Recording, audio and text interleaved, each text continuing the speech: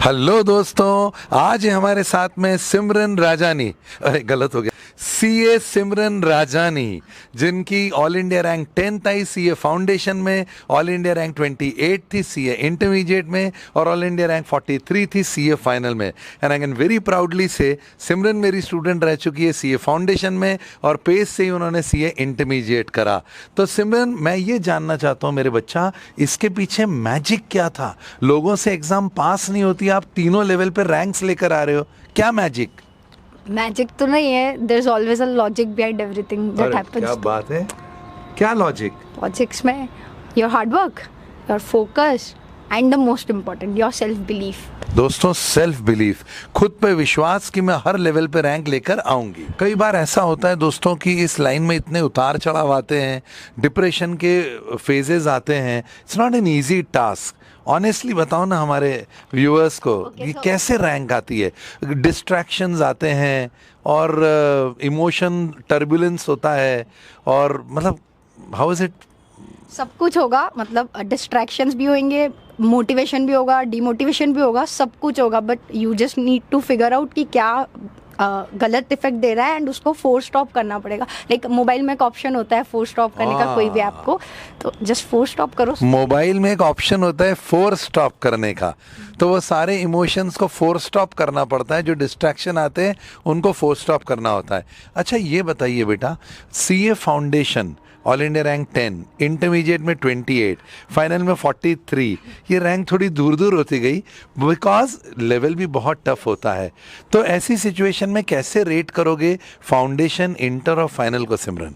Okay, सो rating foundation को I would give out of 5। हाँ, out of 5, 2 out of 5, because ठीक है, थोड़ा सा 12th का ही रहता है सिलेबस, तो इतना प्रेशर नहीं रहता है, it's just law new subject रहता है, तो वो थोड़ा करके हो जाता है। मस्त 12th के जैसे पढ़ना, लाइक हम लोग 12th में भी मॉर्निंग में स्कूल जाते, ट्यूशन जाते, बस इसके अलावा नहीं पढ़ते, बट क्लियर हो जाता है। रैंक आ जाती है 10th ऑल इंडिया रैंक आ जाती है, उसके लिए थोड़ा एक्स्ट्रा पढ़ लेना। बाकी क्या थोड़ा? मैं आपकी तरफ से पूरे सवाल पूछ लूंगा। थोड़ा मतलब थोड़ा ज़्यादा फोकस के साथ पढ़ना, स्कूल में जैसे मस्ती करते थे वैसे बिना मस्ती के पढ़ना, बट पढ़ना होता है। ये फाउंडेशन में ऐसा कुछ एक्स्ट्रा एफर्ट्स नहीं लगेंगे। हाँ। तो फाउंडेशन में मस्त मस्ती करते हुए पढ़ना। तो इंटरमीडिएट का अपन स्टार रेटिंग देख रहे हैं, it's 4 out of 5। 4 out of 5। दोस्तों, ज्योमेट्रिक प्रोग्रेशन हो चुका है 2 का 4 और फाइनल को 5 out of 5। 5 out of 5। Are you sure? Inter से फाइनल बस 1 पॉइंट का इंक्रीमेंट है? मतलब एफर्ट्स तो मतलब सब्जेक्ट उतना ही रहते हैं, टाइमिंग थोड़ा बढ़ जाता है पढ़ने के लिए, बट स्टिल आपका डेडिकेशन और वो सब उतना ही रहता है। वैसे लेवल इंटर का भी बहुत अच्छा होता है, बिकॉज इंटर के बाद we use the tag CA finalist साथ में, इवन दो वो अनऑफिशियल है, बट सीए फाइनलिस्ट तो आईसीआई आपको ऐसे ही नहीं यूज़ करने देगा। वो इंटर में अच्छे से 4 आउट ऑफ 5 दिया है मैंने रेटिंग, तो ज़्यादा टफ इंटर होता है। और एक बार इंटर हो जाता है फिर उसके बाद आपको मंजिल साफ दिखने लगती है।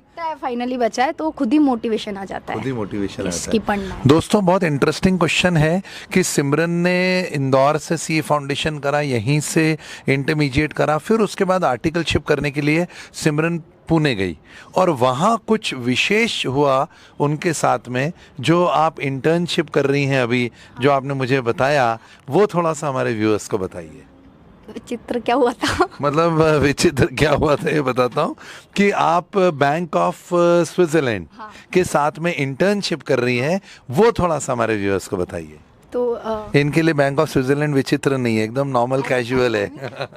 ठीक है, तो इंडस्ट्रियल ट्रेनिंग का एक ऑप्शन रहता है, पोस्ट आर्टिकलशिप जो आप कर सकते हो, उसमें लीव्स भी थोड़ा कम मिलता है एंड कंपेयर टू आर्टिकलशिप, तो एंड थोड़ा काम भी रहता है, तो बस लीव्स कम हो जाता है ना, तो it is always a question कि इंडस्ट्रियल ट्रेनिंग करनी चाहिए या नहीं, बिकॉज टाइम कम मिलता है सेल्फ स्टडी के लिए, तो बट हो जाता है वो, when you are in that situation ना, वो खुद ही होने लगती है चीज़ें। तो कैसे बैंक ऑफ स्विट्जरलैंड कैसे मतलब कैसे आपने करा? हाँ, मतलब वो कैंपस के थ्रू हुआ? आपने अप्लाई करा?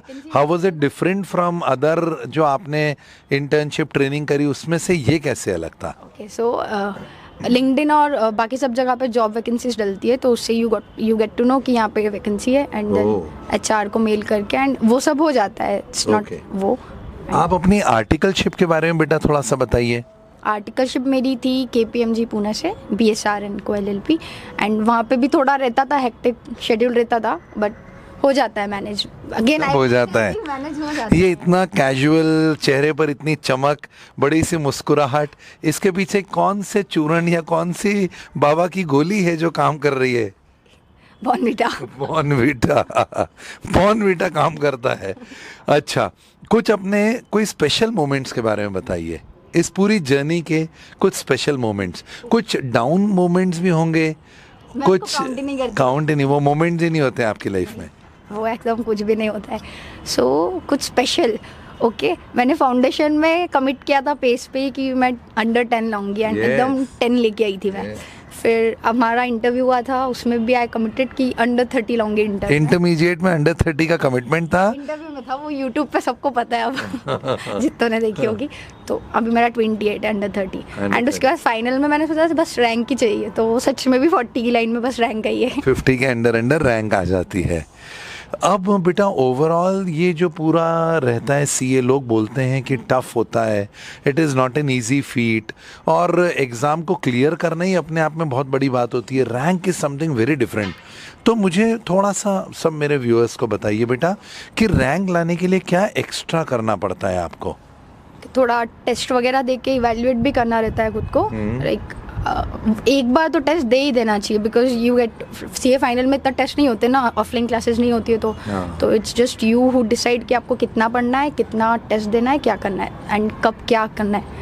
अगर मैं और स्पेसिफिकली बोलूं, आप मुझे वन लाइनर दे दो फाउंडेशन में क्या करना है रैंक लाने के लिए, वन लाइनर दे दो इंटर में क्या करना है, और एक वन लाइनर फाइनल में क्या करना है। मैं दे तो दूंगी, बट फिर उस वन लाइनर से आया नहीं तो फिर बच्चे बोलते हैं। नहीं कोई बात नहीं, वो उसके पर्सनल इफेक्ट्स पे भी डिपेंड करता है स्टिल। तो फाउंडेशन को 12th के जैसे थोड़ा सा लाइटली लो। फाउंडेशन में ही मैंने देखा है बच्चे प्रेशर ले लेते हैं, एज इफ मैं फिर सोचती हूँ तुम्हारा फाइनल में क्या होगा। तो थोड़ा उसको प्रेशर के जैसे मत लो, टेक इट कैजुअली। वो सच में भी थोड़ा कैजुअल है, बस लॉ प्रॉब्लम करता है उधर, एंड कोई अगर नॉन मैथ्स बैकग्राउंड है तो मैथ्स। तो फाउंडेशन लॉ के लिए क्या करें और मैथ्स के लिए भी क्या करें? प्रैक्टिस, सभी में प्रैक्टिस है। Practice is the one liner solution for all the levels of law के आंसर्स लिखें। हाँ, मतलब जब तक हैंड्स नहीं आ रहे ना उस पर, तो थोड़ा लिख के ट्राई करो। और मैथ्स के लिए क्या करें? मैथ्स के लिए मोर एंड मोर क्वेश्चंस को सॉल्व करो। ठीक है, previous exam questions, PYQ, scanner. ठीक है, ओके। और इंटरमीडिएट का वन लाइनर?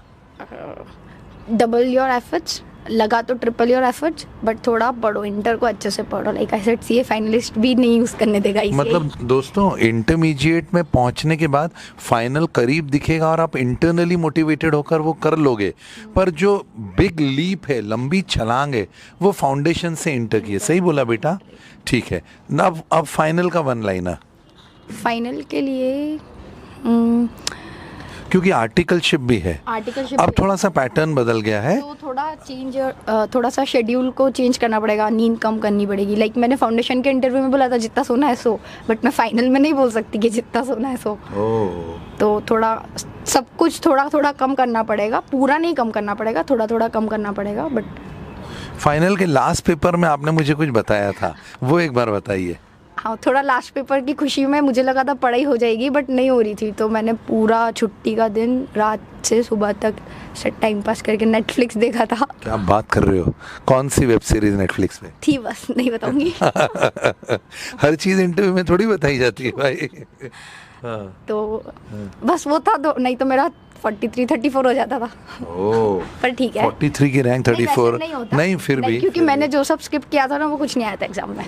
मैं तो लेडी लक भी स्माइल करता है, yes. है ना? और लेडी पे भी करता है, yes, of course.